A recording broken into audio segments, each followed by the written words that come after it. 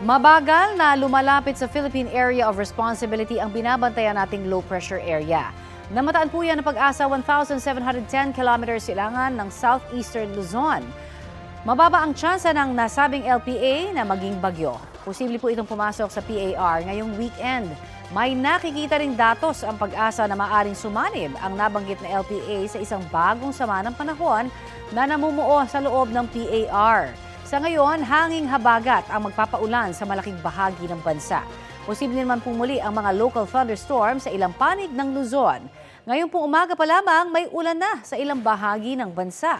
Magiging malawakan po yan pagsapit ng hapon at gabi base sa rainfall forecast ng Metro Weather. Umaga bukas, uulanin din ang ilang panig ng Northern at Southern Luzon at Visayas. Makararanas na rin po ng ulan ang iba pang bahagi ng bansa sa bandang hapon. Higit na mataas ang tsansa ng ulan sa halos buong bansa pagdating ng linggo, ng hapon o gabi. Posible ang heavy to intense rains na maaaring magdulot ng baha o landslide. Uulanin din tayo rito sa Metro Manila ngayong pong weekend.